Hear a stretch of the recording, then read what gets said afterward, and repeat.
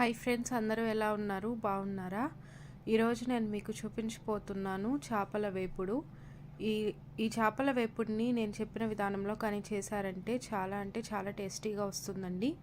దీనికోసం ముందుగా ఒక మిక్సీ జార్ తీసుకున్నాను. అందులో సన్నగా తరిగి పెట్టుకున్న ఉల్లిపాయలు, తెల్లగడ్డ, ఇంకా అల్లం వేసుకొని దాంతోపాటు టమాటో కూడా ఒక 4 ముక్కలు తరిగి పెట్టుకున్నామండి. అవి వేసుకోవాలి.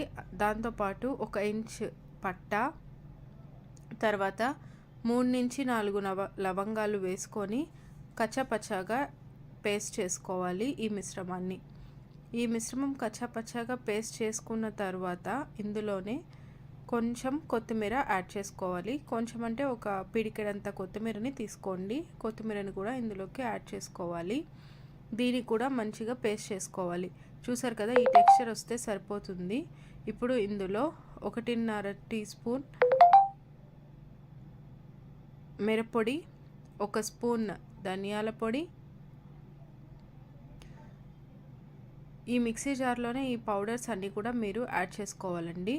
1 స్పూన్ గరం మసాలా, ఇంకా 1 స్పూన్ ఫిష్ మసాలా, ఇవన్నీ కూడా మీరు యాడ్ చేసుకోవాలి. మీకు ఆప్షన్ అండి, ఫిష్ మసాలా కానీ అవి మీ దగ్గర లేదు అనుకుంటే మీరు ఇంట్లో చేసుకున్న పౌడర్స్ కూడా యాడ్ చేసుకోవచ్చు. వేసుకొని ఒక్కసారి పేస్ట్ లాగా చేసేసుకోండి. ఇప్పుడు ఫిష్ని మనం ఫ్రై చేసుకోవాలి. దీనికోసం ముందుగా ఒక ప్యాన్ తీసుకొని నేను ఈ ఫిష్ని వాష్ చేసేసుకొని ఇందులోనే సాల్ట్ ఇంకా టర్మరిక్ వేసి కలిపి పెట్టుకున్నాను.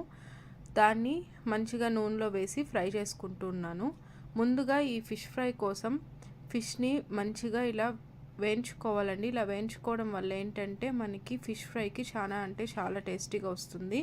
లేదంటే మసాలా అనేది వేయించుకున్నప్పుడు మసాలాలోనే ఫిష్ అనేది వెళ్ళి పొడి పొడిగా అయిపోతూ ఉంటుంది అనమాట. అలా లేకుండా ఇలా ముందుగా ఫ్రై చేసుకున్నామంటే మనకి మంచి టేస్ట్ అనేది వస్తుంది.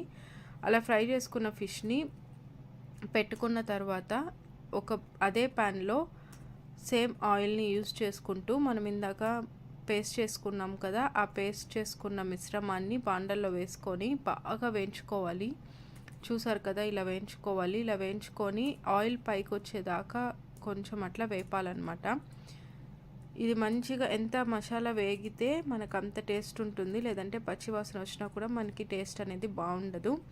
ఇలా వేయించుకున్న మసాలాలో ఫిష్ని ఫ్రై చేసుకున్నాం కదా, దాన్ని కూడా అందులోకి యాడ్ చేసుకోవాలండి.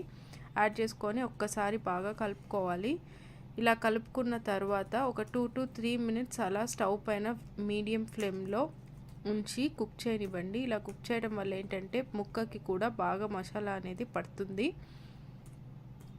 సో ఇది రైస్లోకి కానీ చపాతీలోకి కానీ ఎందులోకైనా సరే సూపర్ ఎమ్మీ టేస్ట్ అనేది ఉంటుందండి.